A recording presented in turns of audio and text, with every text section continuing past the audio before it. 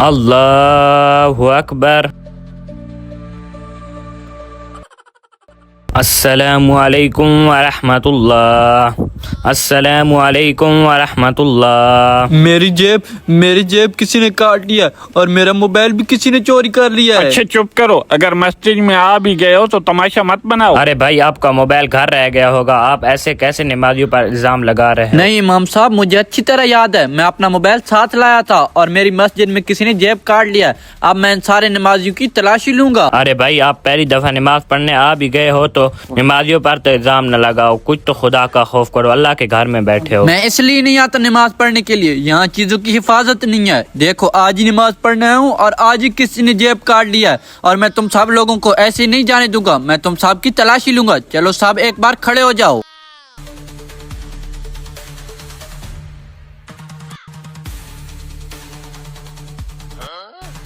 یہ لو۔ او بھائی تمیز سے، نمازیوں کو دھکے تو نہ دو۔ ارے امام صاحب، میرا موبائل چوری ہو گیا اور آپ کہہ رہے ہیں تمیز سے؟ اگر ان میں اتنی غیرت ہوتی تو میرا موبائل ہی چوری نہ کرتے۔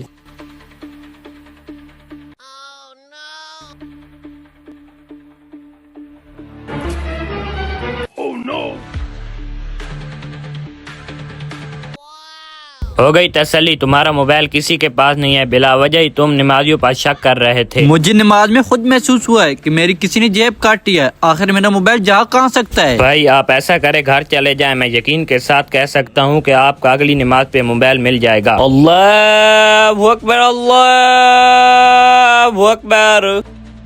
عدنان بھائی، تمہاری جیب کسی اور نے کاٹی ہوگی، تم نمازیوں پر ویسے شک کر رہے ہو۔ میں شک نہیں کر رہا، مجھے پکا یقین ہے میری جیب کسی نمازی نہیں کاٹی ہے، کیونکہ اس نماز میں کوئی باہر سے نہیں آیا تھا۔ شفیق آپ تکبیر پڑھیں۔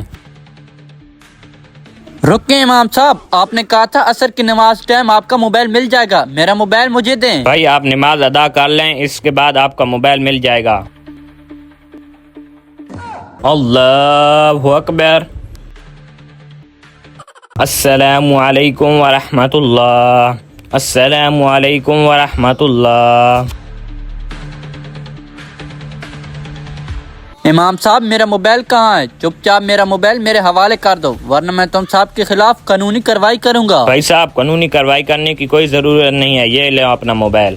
امام صاحب مجھے پکا یقین تھا میرا موبائل آپ نے ہی چوری کیا ہوگا۔ ہاں آپ کا موبائل ہم نے ہی چوری کیا تھا۔ امام صاحب میرا بھائی نماز نہیں پڑھتا، کوئی آپ ہی طریقہ بتائیں۔ شفیق بھائی آپ پریشان نہ ہو، ایک دفعہ مسجد میں بھیج دو، وہ خود ہی آتا رہے گا۔ ذیشان بھائی آپ بھی ساتھ آنا۔